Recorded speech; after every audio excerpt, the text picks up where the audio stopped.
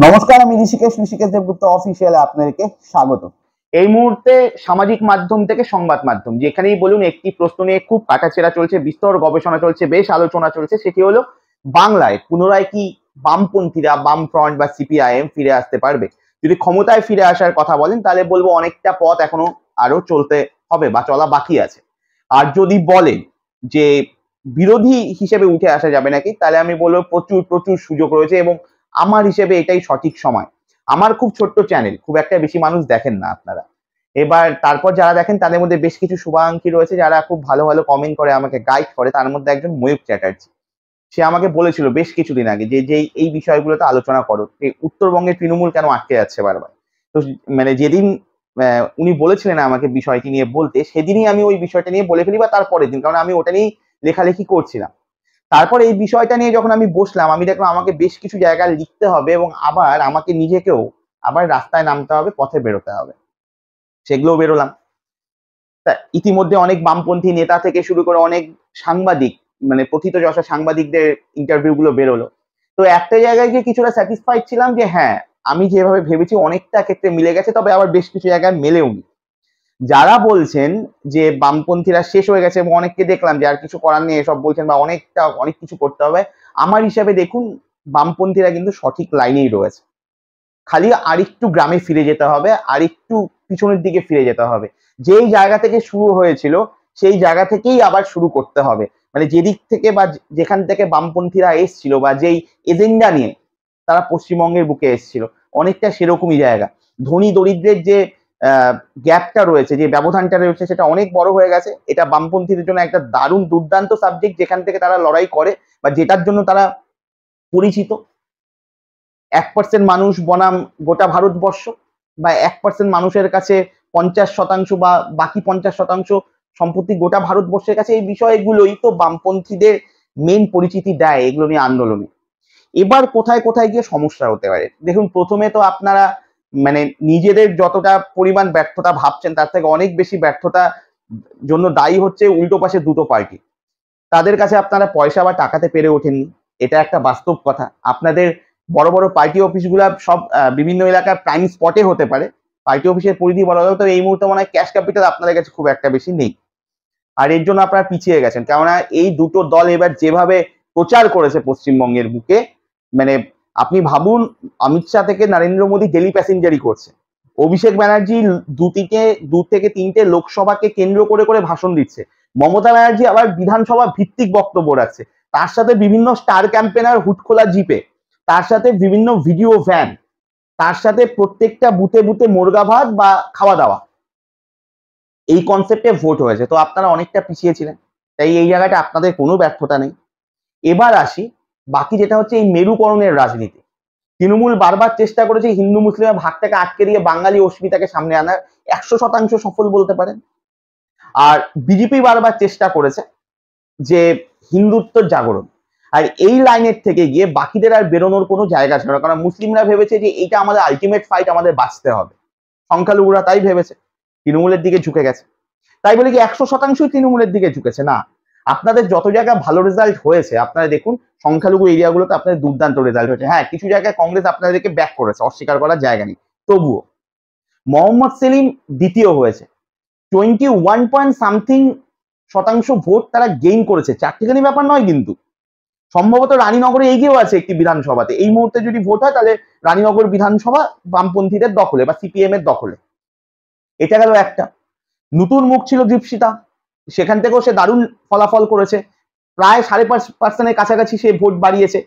দমদমেও তাই হয়েছে, শ্রীরামপুর বলুন, দমদম বলুন, নদিয়াতে, কৃষ্ণনগর ভাবুন, এস এম সাদি যেখান থেকে লড়াই করেছিল, ওখানে মহুয়া মৈত্র রানীমা প্রবল মানে মেরুকরণের জায়গা ওখানে।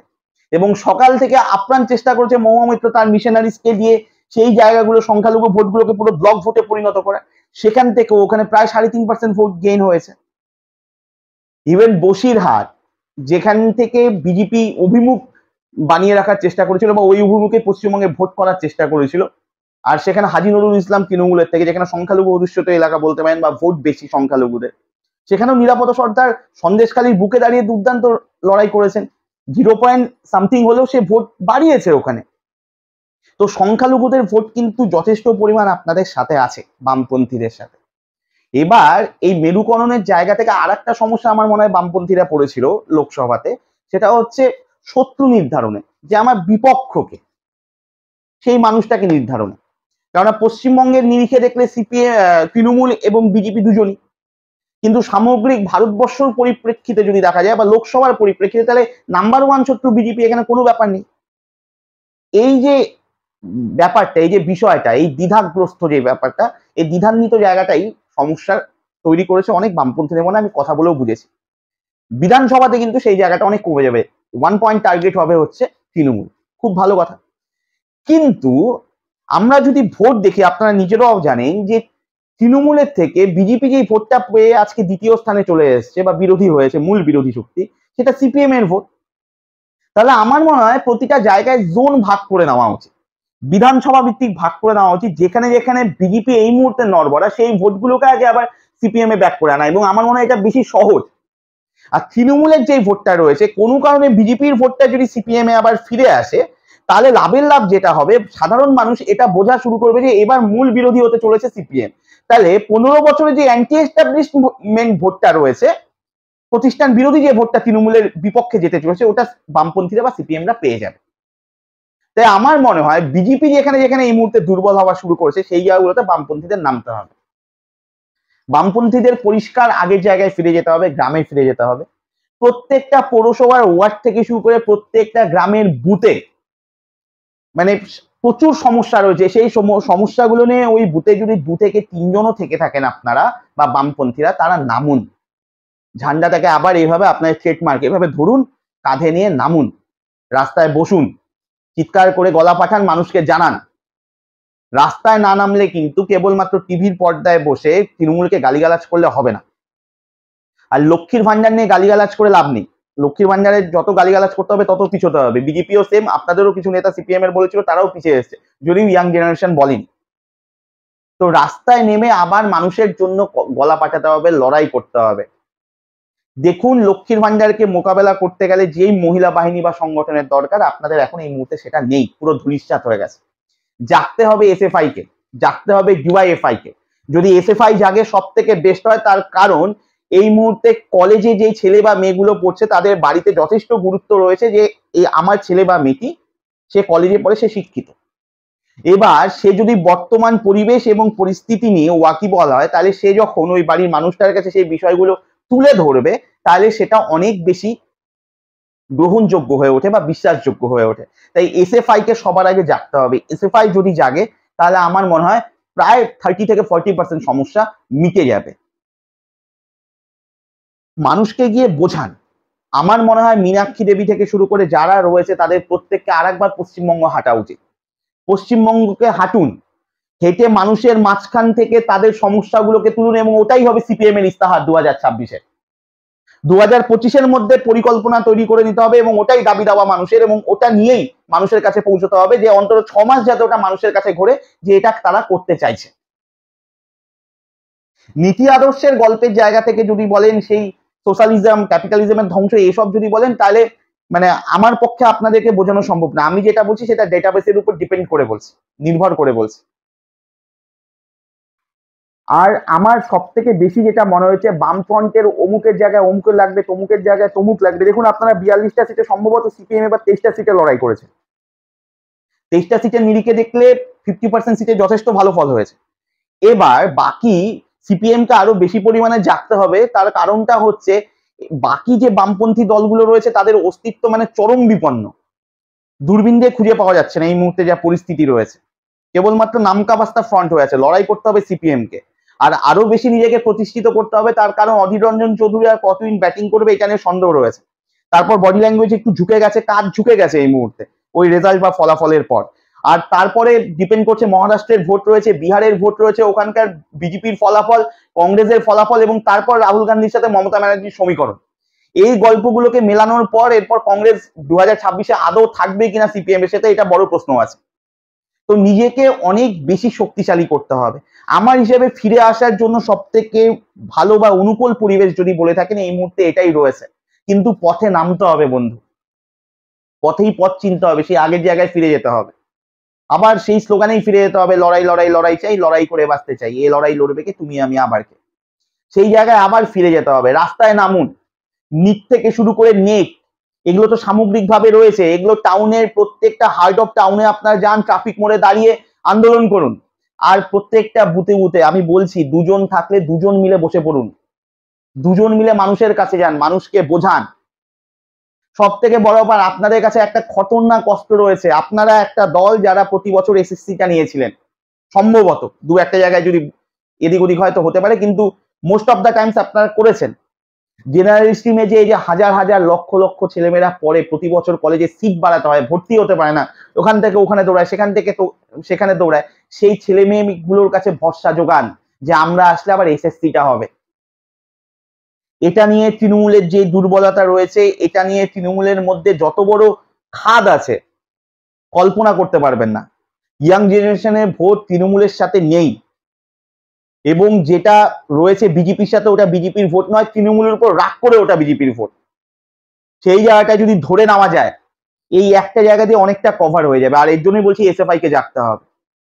মানুষের কাছে বলুন, আমরা যা করি না করি এসএসসিটা প্রতি বছর হবে। যারা এই জেনারেল স্ট্রিমে পড়াশোনা করছো তারা প্রত্যেকে চাকরি পাবে, অন্তত চাকরি না পেলেও তোমরা একটা ভরসায় থাকবে যে এবছর আমি এসএসসি তে বসলাম, না পেলে পরের বছরের জন্য আবার প্রিপারেশন নিতে পারবো, নিয়ে পরীক্ষাটা দেবো। এরকম হাউতাস করতে হবে না, পড়েই যাচ্ছি, কবে এসএসসি হবে জানি না, আর হলেও কবে কেস হবে, তারপরে কি হবে কেউ জানি না। অন্তত ওই ভরসাটা ফিরিয়ে আনানোর কথাটা বলুন, যে আমাদের ট্র্যাক রেকর্ড দেখুন 34 বছরের, যা কিছু খারাপ হয়ে যায় খালি এই জায়গাটা আপনারা ভাবুন যে আমরা এই জায়গাটায় কি করেছিলাম, ওই জায়গাটা আবার ফিরিয়ে আনবো।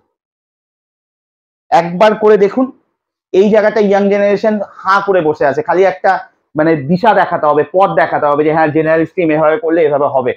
তোমাদেরও এখনো ভবিষ্যৎ আছে, তোমরাও করে খেতে পারবে, এবং দায়িত্ব নিয়ে। সেই জায়গাটা সময় আছে। সরকারি কর্মচারী তো আপনাদেরই, তালে পড়ে এখন তৃণমূল করছে, কিন্তু মনের দিক থেকে এখনো আপনাদেরকেই ভালোবাসে। আমরা যারা মাঠে ঘাটে ঘুরি আমরা জানি, ওই জায়গাটা নিয়ে চিন্তা নেই, চিন্তা মহিলা ভোট নিয়ে। এসএফআই ডিএফআই গণ আন্দোলনের মাধ্যমে রাস্তায় বা রাজপথে যদি নেমে মানুষকে শোনায় এবং বাড়িতে বাড়িতে গিয়ে যদি বাড়ির ছেলে মেয়েগুলো বোঝানো শুরু করে, তাহলেই হয়ে যাবে। আপনাদের হোল টাইমার একটা সিস্টেম আছে, টাকা দিয়ে রাখতেন যে যারা করতে বা লেবি টেবি যাই দিন আপনারা, যেটা ব্যাপার ছিল, তাদের সংখ্যাটাকে একটু পারলে বাড়ান। মোটমাট পৌঁছতে হবে। আমি বলছি মানুষ ভোট দেওয়ার জন্য রেডি আছে সিপিএম কে, খালি পৌঁছতে হবে, আশ্বস্ত করতে হবে, পৌঁছতে হবে। তৃণমূল কি করছে না করছে সেটা নিয়ে গালিগালাজ করার জন্য দু একজনকে টিভিতে রেখে দিন, তারা গালিগালাজ স্পেশালিস্ট থাকবে, তারা ওটাই করবে। বাকিরা কি করতে চাইছেন আপনারা, আপনাদের লক্ষ্য কি 2026-এ, আপনাদের কি পরিকল্পনা সেটা তুলে ধরুন। গ্রামের প্রত্যন্ত গ্রামের ভিতরে ঢুকুন। আমি জানি বিহারে সিপিআইএমএল যা রেজাল্ট করেছে সেটা, বা রাজস্থানে আরএসপি যে রেজাল্ট করেছে, সিপিএম কে এখানে এটাই করতে হবে, এটা সম্ভব নয়। তার কারণ এক একখানের পরিবেশ, একখানকার সংস্কৃতি চাহিদা অন্যরকম। কিন্তু দিনের শেষে গিয়ে ওরা দুজন তো এটা দেখিয়েছে যে মানে রাস্তা, ওঠার রাস্তা, বা এই পার্টিগুলোকে জাগিয়ে রাখার রাস্তা, আন্দোলনের রাস্তা, যেটাই বলুন না কেন, পার্লামেন্টে পৌঁছানোর রাস্তা বলুন, দিল্লির থেকে আপনি বিহারের বিধানসভা যেখানেই বলুন, পৌঁছানোর রাস্তা তো ওই জনভিত্তিটা, ওই গ্রামের মানুষগুলো। তাই বেসিক জায়গাটাতে আবার ফিরে যেতে হবে, আর আমার মনে হয় ফিরে গেলে এটা হয়ে যায়। খালি একটু একটু করে নিজেদের ডেটাগুলোকে কালেকশন করতে হবে, কালেকশন করে এরিয়া ওয়াইজ ভাগ করে নিতে হবে। প্রথমে আগে দেখতে হবে স্টেপ বাই স্টেপ। প্রথমে আমি 5 থেকে 7টা বিধানসভা ধরলাম, যে যেহেতু আমার লোক কম, সবাইকে দরকার পড়লে কিছু আনলাম ওখানে, এনে এফোর্ট দিলাম, ওই 5টা বিধানসভা রেডি করলাম, তারপর গিয়ে আবার রেডি করলাম। এভাবে করতে হবে। এবং কোথায় কোথায় বিজেপির উপর আস্তে আস্তে মানুষ আস্থা হারাচ্ছে সেটা দেখুন। তৃণমূল কংগ্রেস ক্ষমতায় টিকে আছে তার কারণ একটাই, এই মুহূর্তে বিরোধী পক্ষ অগাগজা হয়ে বসে আছে। যেদিন মানুষের মনে হবে না যে আমি একটা ভালো বিরোধী পেয়ে গেছি, সেদিন গিয়ে 2 সেকেন্ড ভাববে না পাবলিক। আপনারা এটা লিখে রাখুন। আর এখনকার রাজনীতি জনপ্রিয়তার রাজনীতি। তাই অনেকে ভাবছেন যে কিছুদিন আগে শুনলাম যে কি ক্যাপ্টেন বলা হয়েছে মীনাক্ষী দেবীকে, এটা নিয়ে সমস্যা হচ্ছে, বা অনেকের। অবশ্যই বামপন্থীরা কোনো ব্যক্তিকেন্দ্রিক দল নয়, সেটা তো একটা মানে আদর্শ ভিত্তিক দল, সেখানে অসংখ্য মানুষের বিলীন হয় সেই আদর্শে, আর সেই বিলীনতায় যে সম্মিলন হয় সেটাই গিয়ে পরবর্তীতে বাস্তবায়িত হয়, বা সেটাই সংগঠনের রূপ নেয়। কিন্তু এই মুহূর্তের যে রাজনীতি, সেখানে একটা মুখের দরকার।